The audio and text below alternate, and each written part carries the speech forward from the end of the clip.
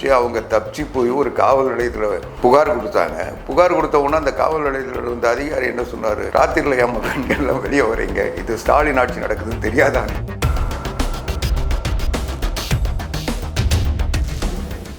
போதையில் வந்து செஞ்சிட்டாங்கன்னு சொன்னால் போதையில் வரவனே கரெக்டாக வந்து போலீஸ் ஸ்டேஷனில் வந்து பூட்டி சாவி எடுத்துன்னு போக முடியுதுன்னா நிதானத்தில் இருக்கிறவன் என்ன செய்வான்?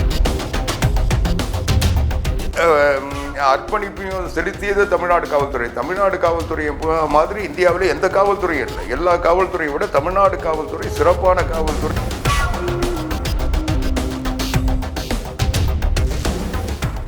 சார் வணக்கம் சார். சார் இப்போ வந்து பார்த்தீங்கன்னா 14ஆம் தேதி வந்து பெண்களுக்கு பாதுகாப்பு, தமிழகத்தில் பெண்களுக்கு பாதுகாப்பு இல்லைன்னு எடப்பாடி பழனிசாமி அவர்கள் வந்து போராட்டம் நடத்துறாரு. ஸோ உண்மையாலே பெண்களுக்கு வந்து தமிழகத்தில் பாதுகாப்பு இல்லைன்னு நீங்க நினைக்கிறீங்களா? இல்லை, இன்றைக்கு தொடர்ந்து பெண்கள் வன்கொடுமைக்கும் ஆளாக்கப்படுவதும் அதை உடனே இந்த அரசாங்கம் ஏதோ ஒரு சாதாரண சம்பவமாக நினைச்சு முதலமைச்சர்லேருந்து மற்றவங்க கவலைப்படாமல் இருக்கிறது தொடர்ந்துகிட்டு இருக்கு. இன்றைக்கு 5 வயசு பெண் குழந்தையிலிருந்து 80 வயசு பாட்டி வரைக்கும் இன்றைக்கு பாலியல் வன்கொடுமைக்கு இலக்கானது எந்த ஆட்சியில் நடந்தது, தமிழ்நாட்டில் எந்த காலத்தில் நடந்தது. இன்றைக்கு எங்கு பார்த்தாலும் ஒரே பெண்கள் வெளியே நடமாட முடியாத ஒரு சூழ்நிலை இருக்கு. உங்களுக்கு தெரியும், இங்கே ஒரு 3 மாதத்துக்கு முன்னே நினைக்கிறேன், இதே சென்னையில் ராத்திரி 11 மணிக்கு பெண்கள் காரில் வந்தவங்கள சேஸ் பண்ணி அவங்கள வந்து துன்புறுத்தலுக்கு இலக்காக்க நினச்சி அவங்க தப்பிச்சு போய் ஒரு காவல் நிலையத்தில் புகார் கொடுத்தாங்க. புகார் கொடுத்த உடனே அந்த காவல் நிலையத்தில் இருந்த அதிகாரி என்ன சொன்னார், ராத்திரியில் ஏன் பெண்கள்லாம் வெளியே வரீங்க, இது ஸ்டாலின் ஆட்சி நடக்குதுன்னு தெரியாதான்னு சொல்லி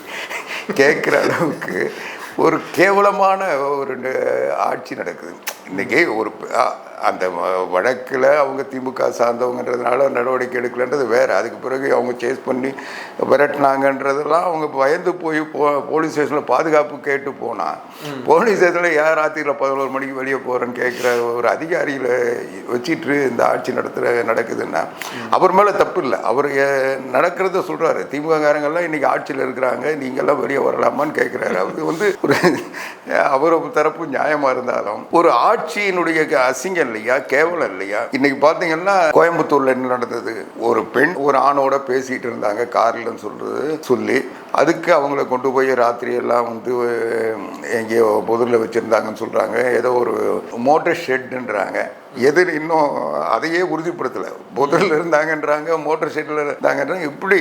ஆனால் அக்யூஸ்ட் மட்டும் 3 பேருட்டு காலில் சுட்டாங்க. விரட்டி பிடிக்கிறது முன்னால காலில் சுட்டு பின்னால் விரட்டினாங்க. அதனால இது எல்லாமே வந்து உடனே முதலமைச்சர் என்ன சொல்கிறாரு, நாங்கள் வேகமாக செயல்பட்டோம், 20 மணி நேரத்தில் அக்யூஸ்டை பிடிச்சிட்டோன்றதை விட ஃபிக்ஸ் பண்ணிட்டோன்றாரு. ஏன்னா அந்த பாதிக்கப்பட்டவரோ அல்லது அதை பார்த்தவங்களோ யாரும் இவங்க தான் குற்றவாளின்னு சொல்லல, போலீஸை சுட்டதுனால அவங்க குற்றவாளின்னு சொல்லுது. இது எல்லாமே ஒரு செட்டப் மாதிரி போட்டோ ஷூட்டு தான் நடக்குதே தவிர, இப்போ என்ன சொல்றாரு, 1 மாதத்துக்குள்ள அவங்கள சார்ஜ் ஷீட் போட்டு அவங்கள நீதிமன்றத்தில் நிறுத்தி தண்டனை பெற்று தருவோன்றாரு. அங்கே அந்த கோயில்பாளையத்துக்கு நான் ஞாயிற்றுக்கிழமை ஒரு நூல் வெளியீட்டு விழாக்கு போயிருந்தேன். அங்கே அந்த இடத்த அந்த இதுவெல்லாம் பார்த்த வகையில் பார்த்தீங்கன்னா அங்கே இருக்கவங்க என்ன சொல்கிறாங்க, இவங்க வந்து இந்த அக்யூஸ்டன் இவங்க சுட்டு பிடிச்சதா சொல்கிறாங்களா, அது எதுவுமே எங்களுக்கு தெரியாது, இது என்ன நடந்ததுன்னு ஏதோ ஒரு நாடக மாதிரி தான் தெரியுதே தவிர எதுலையுமே உண்மை இல்லை. இவங்க யார் இவங்களை குற்றவாளின்னு கண்டுபிடிச்சது, யார் இவங்க குற்றம், இப்போது ஒரு குற்றம் நடந்ததுன்னா அந்த ஏரியாவில் இருக்கவங்க கூப்பிட்டு விசாரிப்பாங்க. அது வந்து எல்லாரையும் அதில் நல்லவங்க கெட்டவங்க தப்பு செஞ்சவங்க மட்டும் இல்லாமல் சந்தேகத்துக்குரியவங்கள கூப்பிட்டு விசாரிப்பாங்க. ஆனால் சுடுறது யாரை சுடுவாங்க, குற்றவாளியை. இவங்க தான் குற்றம் செஞ்சார்கள், இவர்கள் வந்து கொடுங்குற்றவாளிகள், இவர்கள் வந்து தப்பிச்சிட்டாங்கன்னா அவங்கள பிடிக்க முடியாது அப்படின்ற ஒரு நிலைமை இருந்தால் தான் அவங்க சுடுவாங்க. ஆனால் எப்படி 3 பேர் அதுவும் காலில் முன்பக்கம் சுட்டாங்க. கரெக்ட் சார், நீங்கள் சொல்கிறது யோசிக்கிறதாங்க. அப்போ என்னன்னா இவங்க வந்து இந்த இப்படி ஒரு சம்பவம் நடந்தது, இந்த ஆட்சிக்கு அசிங்கம், போலீஸினுடைய கையாலாகாத தனம், முதலமைச்சர் ஆட்சி பொதுமக்களுக்கே பாதுகாப்பு இல்லை, இன்னும் சொல்ல போனால் போலீஸுக்கே பாதுகாப்பு இல்லை, பெண்களுக்கு மட்டும் எப்படி பாதுகாப்பு வந்துடும்ன்றது வேற. இவங்க இந்த மாதிரி சொல்றாங்க. அதுவும் இன்னைக்கு சம்பவம் நடந்தது, அன்னைக்கு ராத்திரி தேடி பார்த்தாங்க, கிடைக்கல. அடுத்த நாள் ராத்திரி தப்பிச்சு போறான்னா அப்போ பகலெல்லாம் என்ன செஞ்சது போலீஸ்? அதனால எல்லாமே இப்போ உடனே முதலமைச்சர் ஒரு மாசத்துல எல்லா கேஸும் முடிச்சிருவான்னா, இது யார் இந்த சார் அண்ணா பல்கலைக்கழகத்தில் பாதிக்கப்பட்டவங்க சொன்ன ஆளை விட்டுட்டு அந்த குணசேகரன் ஒருத்தரை மட்டும் பிடிச்சி அவன் தான் செஞ்சான், வேற யாரும் சாரி இல்லைன்னு சொல்லி இவங்க சார்ஜ் ஷீட் ஃபைல் பண்ணாங்களே, அது மாதிரி பண்ண போறாங்க. அதாவது இது எந்த வகையிலும் யார் தவறு செஞ்சாலும் அவங்களுக்கு தண்டனை தர வேண்டியது, அவங்க வந்து கடும் நடவடிக்கை எடுக்க வேண்டியது, எந்த மாற்று கருத்தும் இல்லை. ஆனால் இந்த அரசாங்கம் அவங்கள தப்பிக்க விட்டுட்டு, இன்னைக்கு ஒரு காலத்துல வந்து தமிழ்நாட்டில் கூலிப்படை கலாச்சாரம், யாராவது ஒருத்தர் போட்டு தள்ளணும்னா ஒரு கும்பல் வந்து போட்டு தள்ளிட்டு காசை வாங்கிட்டு காரணமே இல்லாம கூலிப்படையா செயல்பட்டு காசுக்காக கொலை பண்றது இருந்தது. ஆனா அது வளர்ச்சி அடைஞ்சு ஸ்டாலின் முதலமைச்சராக திராவிட மாடல் ஆட்சியில் இன்னைக்கு என்ன ஆச்சுன்னா, போட்டு தள்ளுறதுக்கு ஒரு கும்பல், சரண்டர் ஆகிறதுக்கு ஒரு கும்பல், எடுக்கிறதுக்கு ஒரு கும்பல், எல்லா திமுகவில் வந்து இன்னைக்கு பாட்டா பிரிச்சு வச்சுட்டாங்க.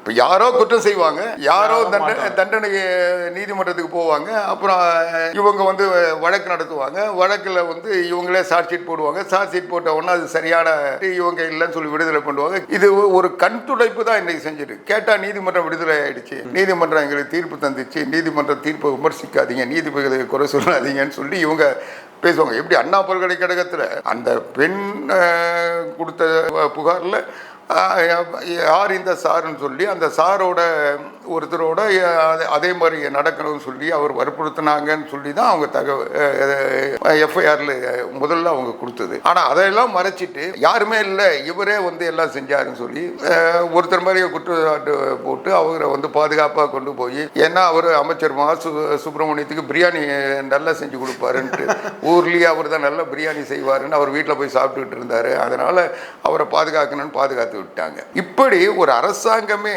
இன்றைக்கு குற்றத்தை மீது நடவடிக்கை எடுக்க வேண்டிய அரசாங்கமே குற்றவாளிகளுக்கு பாதுகாப்பாக, இன்னும் சொல்ல போனால் குற்றம் நடைபெறுவதற்கு உறுதுணையாக இருந்தால் எப்படி காவல்துறை நடவடிக்கை இருக்கும்? காவல்துறை வந்து முழுக்க இன்னைக்கு சிதைஞ்சு போய் செயல்படாமல் இருக்கு. நீங்க ரொம்ப தூரத்துக்கு போக வேணாம். நேற்றைக்கு கூட ஒரு காவல் ஒருத்தரை வெட்டுறாங்க, அவர் ஓடுறாரு, ஓடி போய் ஒரு காவலர் எஸ்எஸ்ஐ வீட்டில் அடைக்கலம் கேட்டு அங்கே உள்ள போறாரு, அவர் கண்ணெதிரே வெட்டு போறாங்க. ஒரு காவலர் குடியிருப்புலையே, அது கூட அவர் தனிப்பட்ட எங்கேயோ வீடு இல்லை, காவலர் குடியிருப்பு, போலீஸ் ஸ்டேஷன் பக்கத்தில் காவலர் குடியிருப்பு இருக்கு. அந்த காவலர் குடியிருப்புக்குள்ளேயே ஒருத்தரை விரட்டிட்டு போய் வெட்டி அவர் வீட்டில் வச்சு வெட்டிட்டு பாதுகாப்பாக வெளியே போறாங்கன்னா ஒரு அச்சமற்ற நிலை, ஒரு பயம் இல்லாம எந்த இடத்துல எது வேணா செய்யறாங்க. நீதிமன்ற வளாகத்தில் நீதிபதி கண் முன்னாலே ஒருத்தர் ஒரு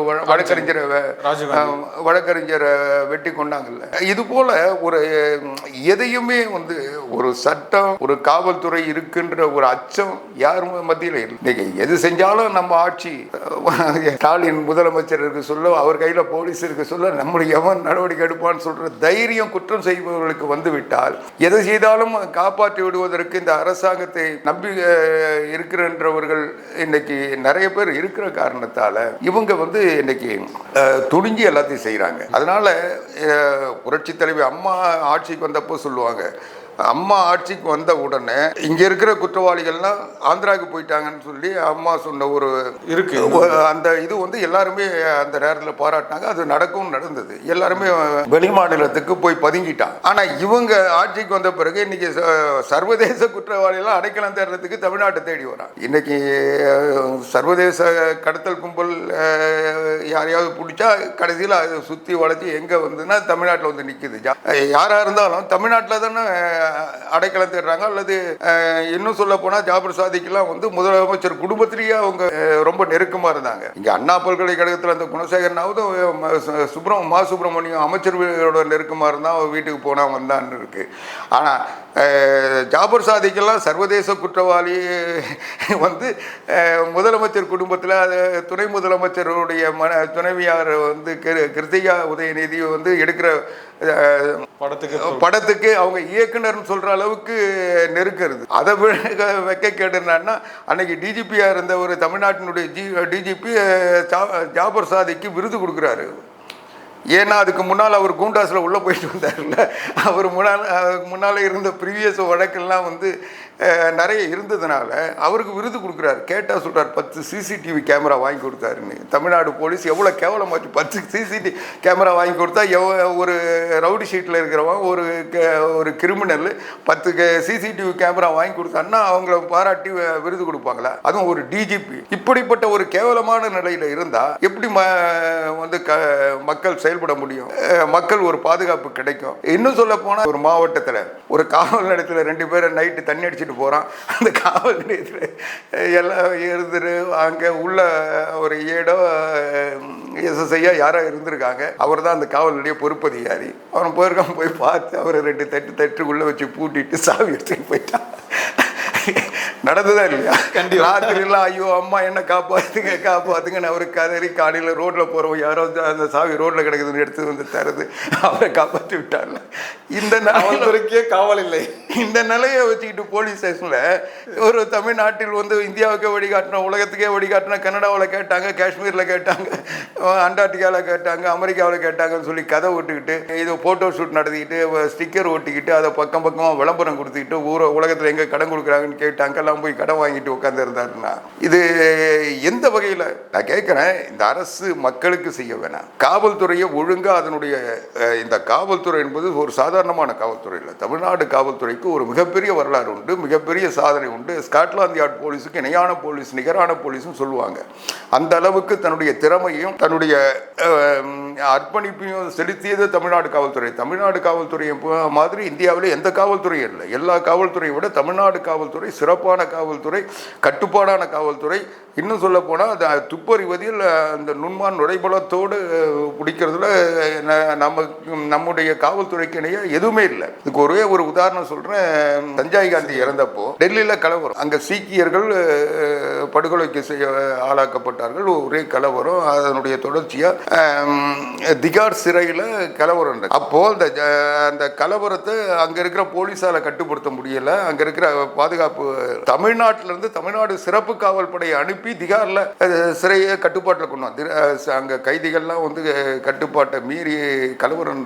அந்த கலவரத்தை அடக்குவதற்கு புரட்சித் தலைவர் எம்ஜிஆர் தமிழ்நாட்டினுடைய முதலமைச்சர் இங்கிருந்து தமிழ்நாடு ஸ்பெஷல் போலீஸ் அனுப்பி அந்த கலவரத்தை கட்டுப்படுத்த திகார் சிறையினுடைய பொறுப்பை தமிழ்நாடு காவல்துறை கிட்ட ஒப்படைச்சாங்க. அவ்வளவு சிறப்பு வாய்ந்த காவல்துறை. இன்னைக்கு கூட தமிழ்நாடு சிறப்பு காவல்துறையினோட ஒரு பெட்டாலியன் திகாரில் பாதுகாப்பு பணியில் இருக்குன்னா அதுக்கு காரணம் அதுதான். அப்போதிலிருந்து அது தொடர்ந்து இருக்கு. அப்படிப்பட்ட சிறப்பு வாய்ந்த காவல்துறையில இன்னைக்கு ஒரு டிஜிபி இருக்காரா? ஆமா சார், பொறுப்பு டிஜிபி இருக்காரு. பொறுப்பு டிஜிபிங்க. பொறுப்பு டிஜிபி என்ன பண்ண முடியும்? அவர் பொறுப்பு டிஜி. அவரை நான் குறை சொல்ல, அவருடைய திறமையை நான் வந்து சந்தேகிக்கல. அவர் ஒரு சரியான நபர்னு கூட நான் ஏத்துக்கிறேன். நான் கேட்கறது அவர் 11வது 12வது இடத்துல இருக்கிறாரு. அவர் அந்த 10 நாள் அவர் பொறுப்பு டிஜிபி வச்சுட்டீங்களா? அதுக்கு அடுத்து இந்த 11 பேருக்கு கீழே தான் அவர் வேலை செய்யணும். போலீஸ் என்பது ஒரு டிசிப்ளின் உள்ளது, கட்டுப்பாடு உள்ளது, ஒபே தி ஆர்டர். மேலதிகாரி சொல்லிட்டாங்களா என்ன ஏதுன்னு கேட்க மாட்டாங்க. ஒரு எஸ்பி சொல்லிட்டாருன்னா டிஎஸ்பி அதை உடனே ஐயா செய்யறங்கன்ட்டு போவார். டிஎஸ்பி சொல்லிட்டாருன்னா இன்ஸ்பெக்டர் சரிங்கன்ட்டு போவாங்க.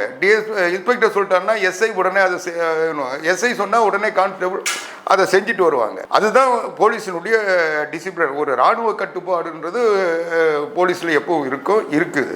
ஆனா நீ வந்து ஒரு 10 நாளைக்கு ஒரு எஸ்ஐ கொண்டு போய் எஸ்பி ஆக்கிட்டு எல்லாரும் கட்டுப்படுங்கன்னா கட்டுப்படுவாங்களா? 10 நாள் கழிச்சு அவர் எஸ்ஐயா இருந்து எஸ்பி ஆகுறது ஒன்றும் தப்பு இல்லை. ஆனா எஸ்பி ஆகிட்டு அப்படியே கண்டினியூ பண்ண பிரச்சனை இல்லை. 10 நாள் கழிச்சு திருப்பி எஸ்ஐயா வந்து உட்கார்ந்தா அந்த நிலையில இருக்கிறவர் அவருக்கு மேல இருக்க சுப்பீரியர் ஆபீசர் எப்படி கட்டுப்படுவாங்க? இப்போ அந்த நிலையில தமிழ்நாட்டை வச்சிருக்காரு. அது ஏதோ ஒரு 10 நாள் 15 நாள்லாம் சரி. ஆனா இது வரைக்கும் ஒரு 3 மாசத்துக்கு மேல ஆயிப்போம். இவங்க இந்த விஷயத்தை வந்து முதல்ல எடுத்துட்டு வந்தது இவர் தான். யாரு? எடப்பாடி பழனிசாமி. அதுதாங்க. ஒரு டிஜிபி ஓய்வு பெற போறாருன்னு தெரியும். அதுக்கு 3 மாதத்துக்கு முன்ன பேனல் அனுப்பணும்ன்றது சட்டம். அதை ஏன் அனுப்பல? இதையும் தமிழ்நாடு சட்டமன்றத்தில் எதிர்கட்சி தலைவர் புரட்சி தலைவர் எடப்பாடியார் கேள்வியும் கேட்டாரு. இது இல்லாம நீதிமன்றத்தில், உச்ச நீதிமன்றத்தில் வழக்கம் தொடுத்திருக்காங்க. உச்ச நீதிமன்றமும் பல கேள்விகளை எழுப்பிட்டு இருக்கு. ஆனா எல்லாத்துக்கும் தமிழ்நாடு அரசாங்கம் கையில் இருக்குன்னு கோடி ரூபாய் கொடுத்து யாராவது வக்கீலை கொண்டு போய் வழக்காடிட்டு இருக்கீங்களே தவிர தமிழ்நாடு அரசு மக்களுடைய பணம் இந்த கையாளாகாத ஒரு ஆட்சியினுடைய தவறுகளை மறைப்பதற்கு வாதாடுவதற்கு வழக்கறிஞர்களுக்கு டெல்லியில் கொட்டி கொடுத்துட்டு இருக்கீங்களே தவிர இங்க பிரச்சனைக்கு யார் தீர்வு கண்டாங்க? இன்னைக்கு இதுல என்ன பிரச்சனை? ஒரு டிஜிபி காலி பதவி முடிஞ்ச உடனே அதுக்கு அந்த இடத்துக்கு ஒரு பொறுப்பான டிஜிபியை, நிரந்தர டிஜிபியை நியமிக்கணுன்ற ஒரு அடிப்படை அறிவு கூட இல்லாத ஒரு முதலமைச்சர் இருக்காருன்னா அதுக்கு யார்? அது ஒரு ஆட்சியா? இன்னைக்கு 3 மாசம் ஆச்சு. புரட்சி தமிழர் எடப்பாடியார் மிக தெளிவா சொல்றாரு, ஏன்பா இன்னும் வச்சுருக்கீங்க? அந்த 3 பேர்ல ஒருத்தர் நியமிச்சிட்டு போதில் உங்களுக்கு என்னதான் சிக்கல்? ஏன் முடியல உங்களால? நீங்க ஏன் மறுபடியும் போய் அவங்க கிட்ட வேற லிஸ்ட் கொடுங்க, இதை கொடுங்க, அதை கொடுங்கன்னு கேட்டுக்கிட்டு இருக்கீங்க?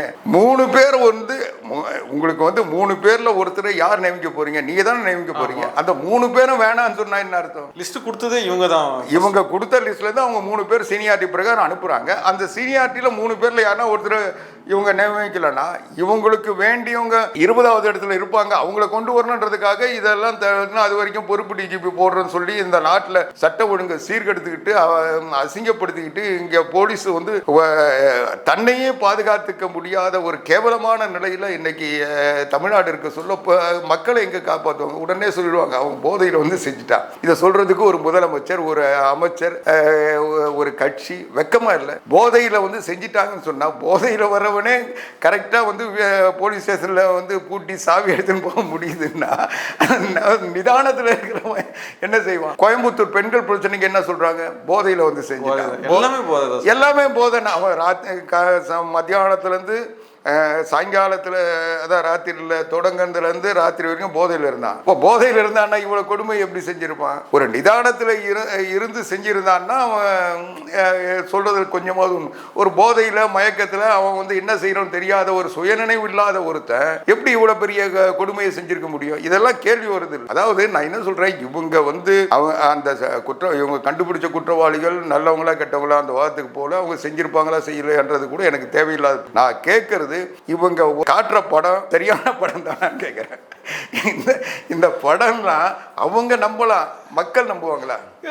ஏன்னா இவங்களை விட மக்கள் தெளிவா இருக்கிறாங்க. அவங்க நினைச்சிட்டாங்க நம்ம ஊடக மாஃபியாக்கள் நம்ம கிட்ட இருக்கு, இந்த மாஃபியா மீடியாவை நம்பின்னு யாரும் எல்லாரும் இவங்க பேசுறதுதான் பேச்சு நைட்டு கேட்டுக்கிட்டு இருக்காங்க. இந்த மீடியா மாஃபியாக்கள் காட்டுறதான் செய்தின்னு நினைச்சிட்டு இருக்காங்க. அது இல்லை. இன்னைக்கு சமூக ஊடகங்கள் பரவி போச்சு. இன்னைக்கு இந்த மெயின் ஸ்ட்ரீம் மீடியாக்களை விட சோசியல் மீடியா இன்னைக்கு எல்லார் கையிலையும் போய் சேர்ந்துருச்சு. இன்னைக்கு ஒவ்வொருத்தரும் ஜேர்னலிஸ்டா மாறி இன்னைக்கு இந்த ஆட்சியினுடைய கொடுமைகளை விளம்பரப்படுத்திட்டு இருக்காங்க. இன்னைக்கு ஒவ்வொரு செய்தியும் இன்னைக்கு கண்காணிக்கப்படுகிறது, களத்தில் மக்களிடம் சென்று கொண்டிருக்கிறது. அதையெல்லாம் தெரியாம இவங்க இந்த யூடியூபர்களை பிடிச்சி ஜெயிலில் போடுறது, அவங்க மேல வழக்கு போடுறது, இதனால அடங்கிடுவாங்கன்னு சொல்லி இவங்க ஸ்டிக்கர் ஓட்டிக்கிட்டு இருந்தாங்கன்னா இந்த ஆட்சி தூக்கி எறியப்பட வேண்டிய ஆட்சி என்பதற்கு இந்த தொடர்ந்து பெண்களுக்கு எதிரான வன்கொடுமைகள் தொடர்ந்து நடைபெறுவது காரணம். அதுதான் இன்னைக்கு நேற்றைக்கு முந்தின நாள் கோயம்புத்தூர்ல முன்னாள் அமைச்சர் கழக மகளிர் செயலாளர் அக்கா வளர்மதி தலைமையில் ஆர்ப்பாட்டம் நடத்தி ஒரு மக்கள் எழுச்சியோட பெண்கள்லாம் திரண்டு கோயம்புத்தூரில் குரல் கொடுத்தாங்க. அது அதே போல் விழுப்புரத்தில் அண்ணன் CV சண்முகம் அவர்கள் தலைமையில் ஒரு மாபெரும் போராட்டத்தை அனைத்து இந்திய அண்ணா திராவிட முன்னேற்ற கழகத்தின் பொதுச் செயலாளர் புரட்சி தமிழர் எடப்பாடியார் ஆணைக்கிணங்க நடைபெற போகுது. இது தொடர்ந்து நாங்கள் செஞ்சிட்ருக்கோம். இதை நாங்கள் மீடியாவில் காட்ட விடாமல் பண்ணிடுவோம், பத்திரிகையில் செய்தி வர விடாமல் பண்ணிவிடுவோம், இது என்ன தெரியாமல் மறைச்சிடுவோம் சொல்லிட்டு இருக்காங்க. ஆனால் இதையெல்லாம் செஞ்சா கூட இன்னைக்கு சோசியல் மீடியாக்கள் என்று சொல்லக்கூடிய சமூக ஊடகங்கள் இதை நல்ல முறையில் வெளிப்படுத்துறாங்க. அந்த வகையில் அதிமுக இன்னைக்கு மக்களிடம் ஒரு சிறப்பாக சென்றடைஞ்சிருக்குன்னா எங்களுடைய எழுச்சி புரட்சி தமிழர் எடப்பாடியாருடைய எழுச்சி பயணம் இன்னைக்கு வெற்றி பெற்றதுன்னா அதுக்கு மிகப்பெரிய பங்களிப்பு சோசியல் மீடியாக்களுடைய பங்களிப்பு. உங்களை போன்ற சோசியல் மீடியாக்கள் தொடர்ந்து இன்னைக்கு உண்மை செய்திகளை, உணர்வுள்ள செய்திகளை வெளிப்படுத்திட்டு இருக்கீங்க. அதனால் அந்த வகையில் இந்த உங்கள் பணியில் தொடரட்டும். உங்கள் பணியில் தொடருவதன் மூலமாக இன்றைக்கு இந்த ஒரு அத்துமீறல் ஆட்சி, அராஜக ஆட்சி, அயோக்கியத்தனமான ஆட்சிக்கு மக்களை கொடுமைப்படுத்தி அதை ரசிக்கின்ற மனநோயாளிகளின் ஆட்சி தூக்கி எறியப்பட வேண்டும். அண்ணன் எடப்பாடியார் தலைமையில் மீண்டும் புரட்சி தலைவி அம்மா ஆட்சி 2026 அமைகின்ற போது இந்த குற்றவாளிகள் தண்டிக்கப்படுவார்கள். அதுவரை இது இப்படிதான் இருக்கும். ரொம்ப நன்றிங்க சார். நன்றிங்க.